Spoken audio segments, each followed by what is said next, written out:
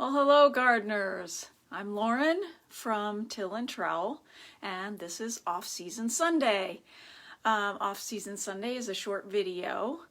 It's a little presentation of a gardening activity that you can do in the off-season.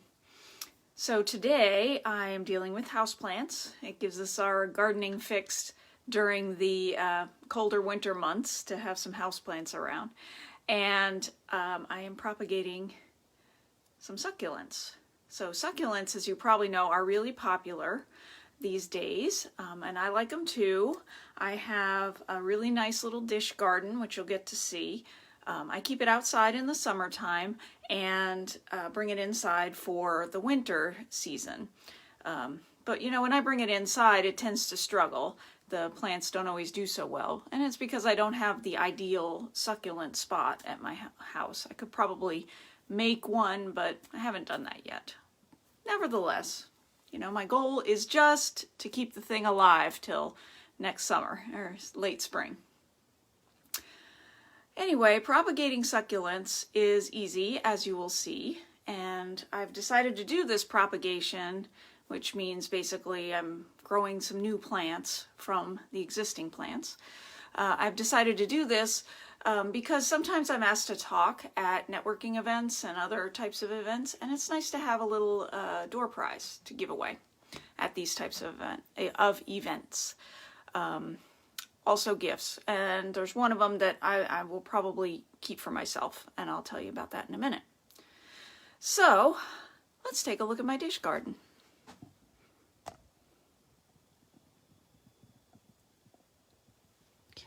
I think you can see it for the most part. Yes, you can. Okay. Cool. So down here, this guy is named Kalanchoe Flapjacks. It's pretty obvious why he's called Flapjacks, because he looks like a flapjack.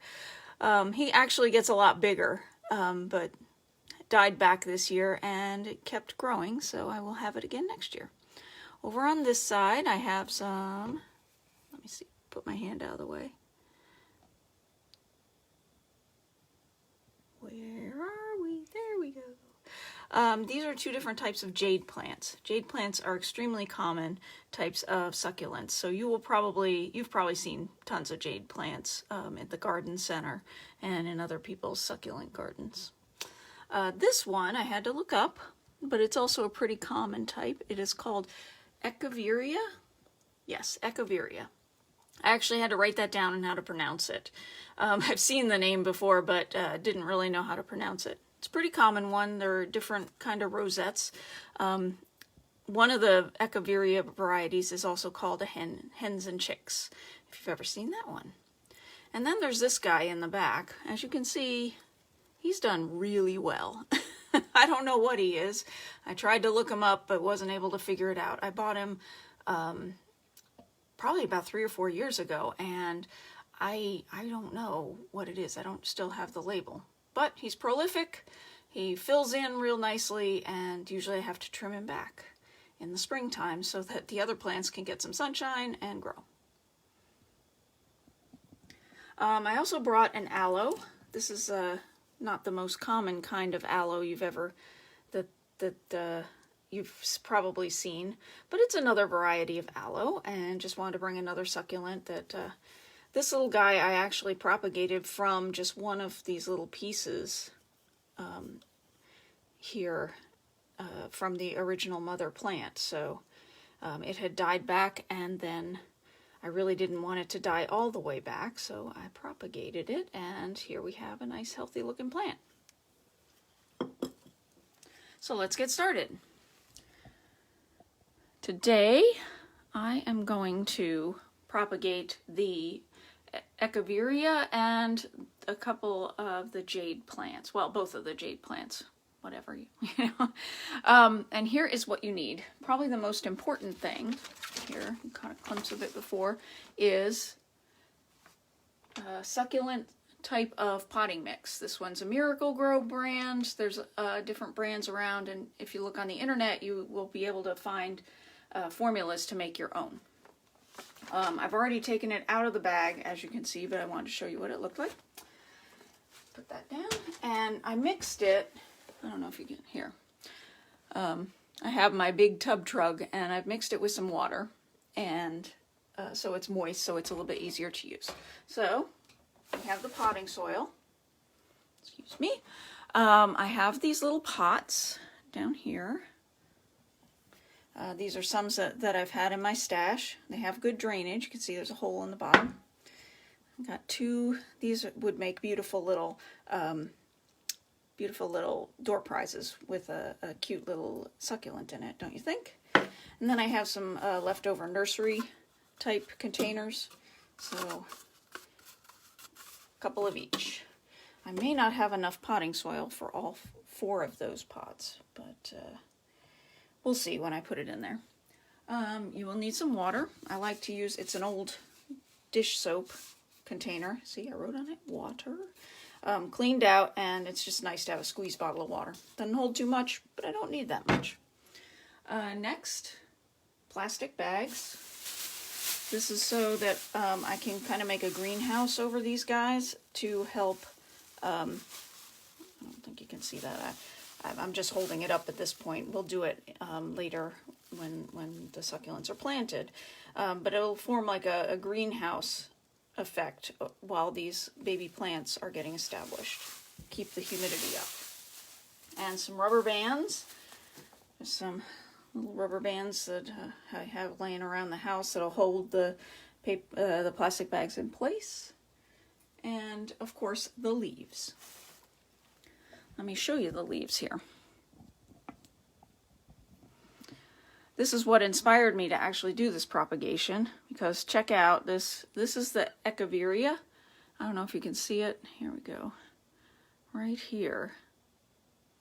I wonder if I can focus on that. Well, I don't know. But regardless, you can kind of see that it already has started growing little baby plants. This is all you really need to do to propagate. Sometimes they'll just do it on their own, or they need a little encouragement. I've seen some videos and instructions online for propagating that they say that you need rooting hormone.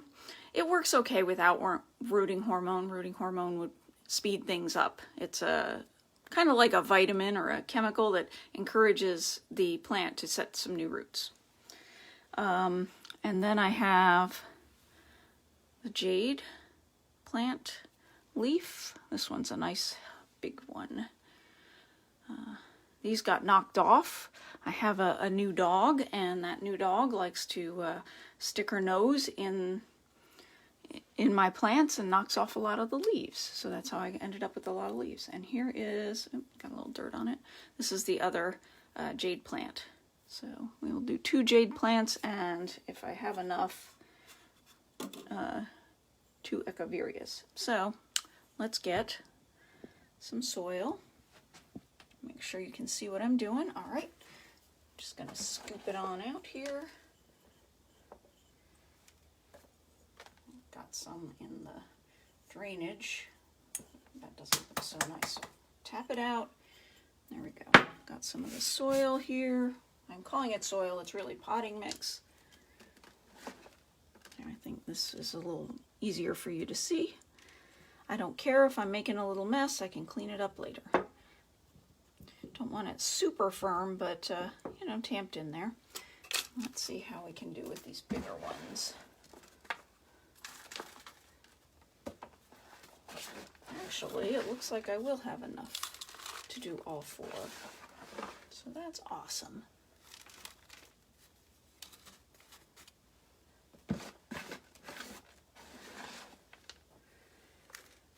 See, when you're working with the house plants, you get your working in the soil kind of fix that we like to do during the growing season. I know it's not quite the same, but still feels nice to work with some soil. Okay, a little bit of cleaning up here. Now, honestly, in these little cups, if they're gonna, or these little pots, if there we go, you can see it better now. And I'll remove this. I don't need the tub trug anymore. I think the Echeveria will look better than the jade plant in these little guys, so I'm going to put 2 of the Echeverias. So this is the one I showed you. You can see it's already got some little plantlets.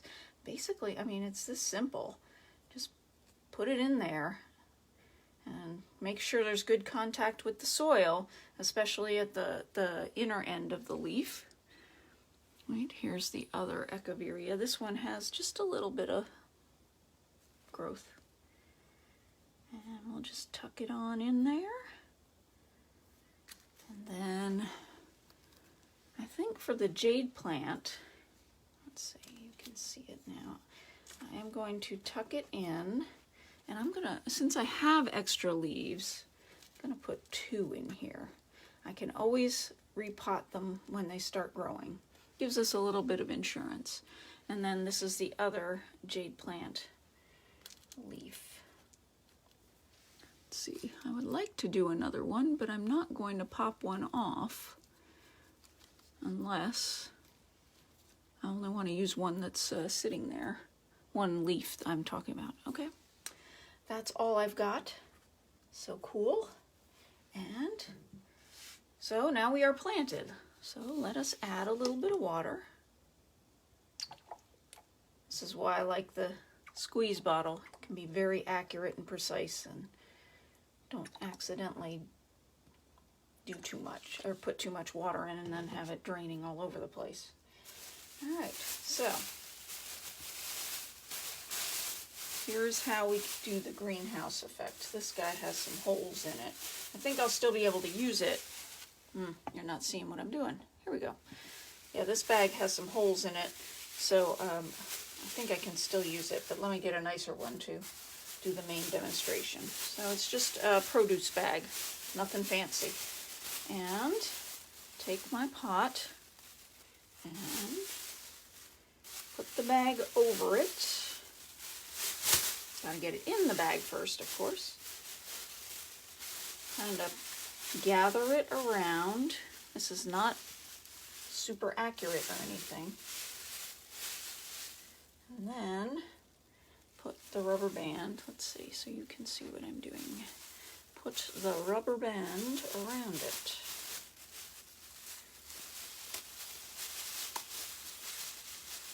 Okay, cool. Now as you can see, I've wrapped the whole thing. I think the light is glaring. I've wrapped the whole, here we go, the whole pot. I would like to trim this end off here. So having some scissors around is kind of helpful.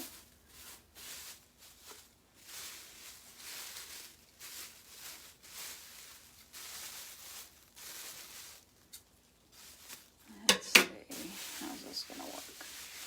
Yes, like so. And that makes our little greenhouse. Now I can tuck it in here. So the open end is at the bottom.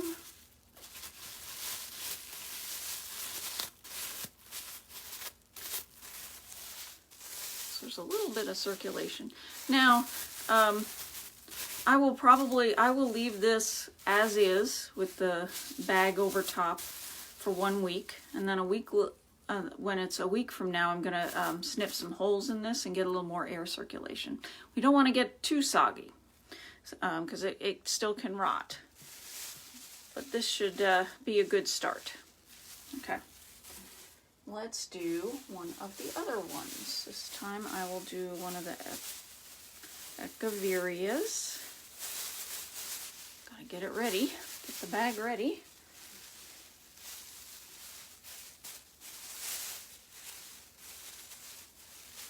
Kind of bunch it around. Now this one is kind of short, so I'm going to try to get the rubber band around it from the top.